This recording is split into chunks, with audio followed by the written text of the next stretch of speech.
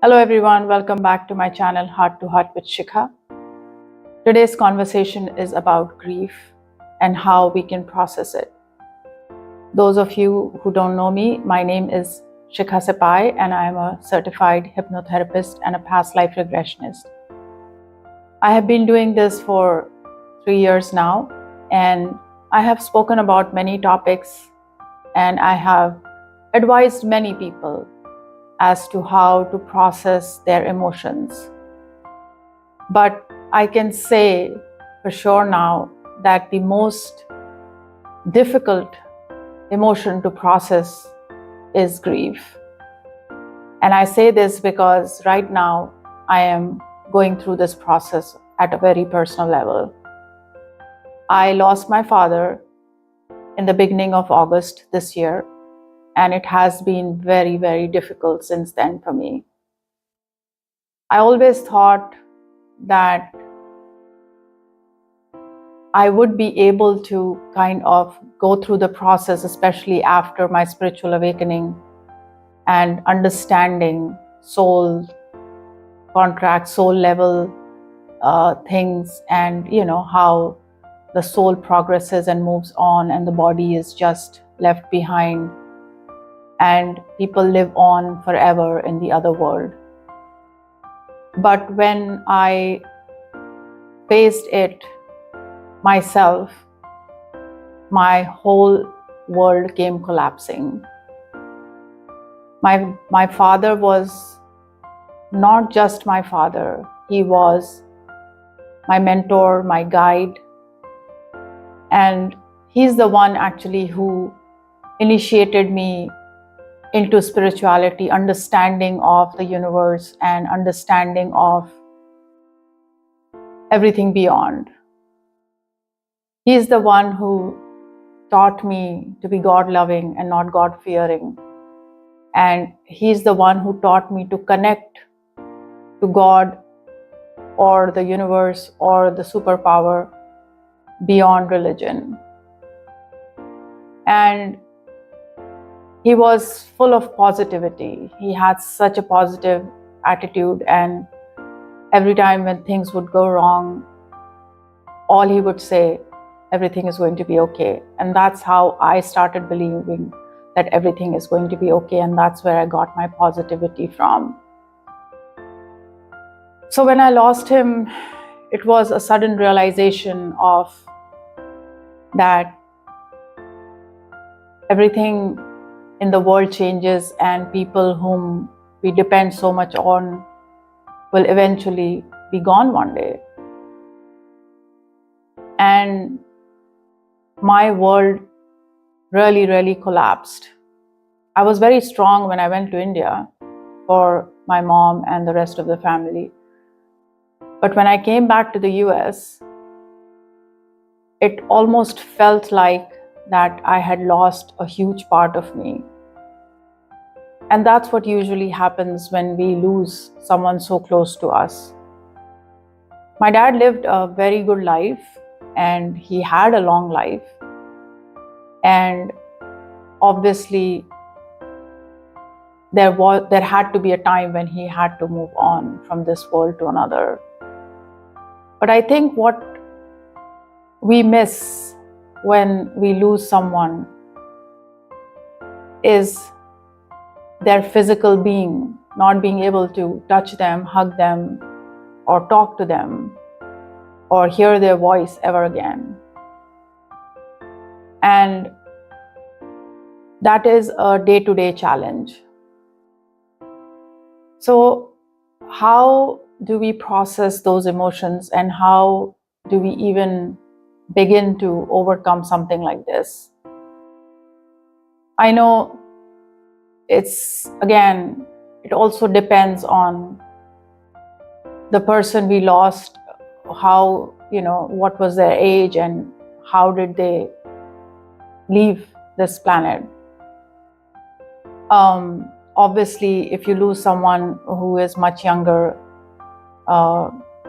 then it's even more difficult, because then you feel that the person did not live their life, or you did not get to live your life enough with that person. and then it becomes even more challenging. But all I can say that the only way we can process this emotion is to first understand this emotion completely. And it's not just one emotion. Grief is just not one emotion. That's how I have understood. There's a lot of thing comes along with grief. I felt betrayed. I felt betrayed because I felt that my dad did not wait for me to get there because he passed away while I was still on the flight to India. And I felt betrayed by God, by the universe, because, I always was continuously praying. As soon as I found out that he was slightly sick, I was continuously praying for him to become better. And I felt so much betrayal from the universe too, because I thought I was doing, good. I was being a good person. And I was like, why? Why did you do this to me? Especially when I could not be next to him, holding his hand as he left. And then came anger, a lot of anger with that betrayal.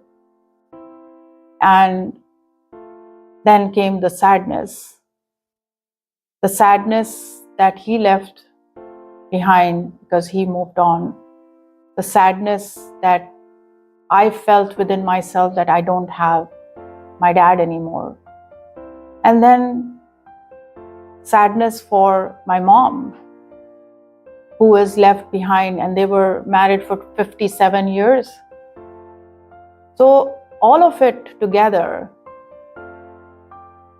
then became into a sort of depression. And this is what happens. So it is very, very important to address each of these emotions. It is very, very important to process each of these emotions as they come. And that's what I started doing. I was angry. So I did show that anger. I got angry at the universe. Not saying that, why did you do this to me? But why did he not wait? Because I knew one day he will have to go.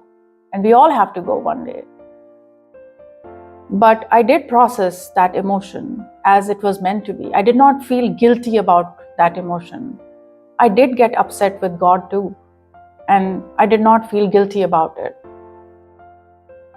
But what I did along with it was that I also tried to reason with that emotion, that why I was feeling this emotion, what was the reason I was feeling this emotion, and was it justified to feel this emotion?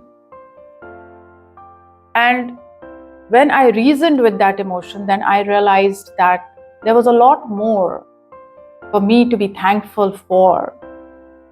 Even the life he spent with us was a good life. And I was thankful for that my father did not suffer too much in his end days. And that's the highlight of everything once someone passes, that we focus on all the good times, or whatever less or more times we have gotten to spend with these people. And whatever they were meant to be here for us and for others around them. And we need to focus on the lessons that they were meant to teach us, and what were we meant to learn from their life and from their death too. And once we are able to get a clear picture of everything that they were here for, then we can connect to them beyond this life too. And that's what I got. That's exactly what I got. After processing all those emotions, after going through all of that, I finally I finally heard my dad's voice, and I finally could connect to him, and I could finally understand the reason why he did not wait for me. And the reason why he did not wait for me, because I would have made him more weak to leave this world because of the bond we had. Obviously, he had a very strong bond with my mom, but the bond he had with me, he said he would have found it very difficult to leave and move away and move on. And so he told me that the reason why he was in this life for me as my father was only because he wanted me to learn that strength, that positivity from him, so that when he's not there, then I can help my mom through the process of her grief and many others. And that's exactly what I'm doing right now. So I'm not saying I am over. It will take a long time, but I'm giving myself that time. I'm giving myself that time, and when the tears roll down, when I think about him and when I miss him, immediately I think of something that was beautiful that we shared together, the smiles, the laughter, and then I smile in his memory. Because the souls that move on, they still watch us. And when they see us in our strength, when they see us smiling, when they see us remembering them fondly, that's when they feel at peace. We all tell everyone, may their soul rest in peace. But for their soul to rest in peace, there's a lot more you need to do. So if you love someone and they passed away and they moved on to another reality, as I call it, then remember this, that they are still watching over you. And if you smile and if you become strong, then their soul will actually rest in peace.